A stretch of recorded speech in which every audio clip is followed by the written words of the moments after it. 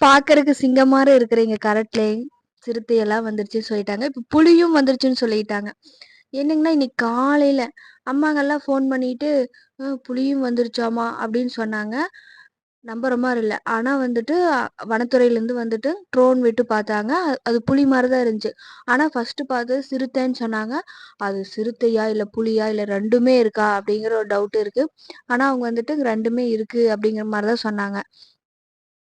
ஆனா அங்க பார்க்கறக்கு அவ்ளோ அழகா தெரிஞ்சதுலே, சிங்கம் மாரி தான் அந்த கரடு இருந்துச்சு. புலியும், சிறுத்தையும் நாங்களும் வர்றோம்டா அப்படின்னு வந்துருச்சு. எனக்கு டவுட்டு. அது எப்படி வந்திருக்கும்? யாராச்சும் கொண்டு வந்து விட்டுட்டு போயிட்டாங்களோ? அப்புறம் ஓதிமலையிலலாம் இருக்குன்னு சொல்லியிருக்காங்க. ஓதிமலையில இப்ப வந்துட்டு யாரெல்லாம் இந்த தமிழ்நாட்டுலேருந்து யாரெல்லாம் அங்க போறேன்னு நெனைக்கிறீங்களோ, 6:30லேருந்து 4 மணி வரைக்கும் தான் டைமிங்களாமா. அதுக்குள்ள போயிட்டு வர மாரி இருக்கணுமா. அப்புறம் திரும்ப இப்ப கூண்டெல்லாம் வச்சாச்சு. அது இருந்த இடத்துலயே கொஞ்சம் பக்கத்திலேயே வச்சிருக்காங்க. ஆனா, அந்த ஆட்டுக்குட்டி கத்திக்கிட்டே இருக்குங்களாமா. அத நெனச்சா தான் எனக்கு ரொம்ப பாவமா இருக்கு. மாட்டிருச்சுன்னா ஓகே. ஆனா மாட்டலன்னா, இருக்கிறவங்க சுத்தி இருக்கிறவங்களுக்கு ரொம்ப டேஞ்சரா இருக்கும். யாரெல்லாம் கொஞ்சம் இந்த காட்டு பகுதியில இருக்கீங்களோ, அவங்க எல்லாமே சேஃபா இருங்க. ஒரு வேள கொண்டு வந்து விட்டுட்டு போறவங்களும் விட்டுட்டு போலாம். சொல்ல முடியாது. சேஃபா இருங்க. Thank you.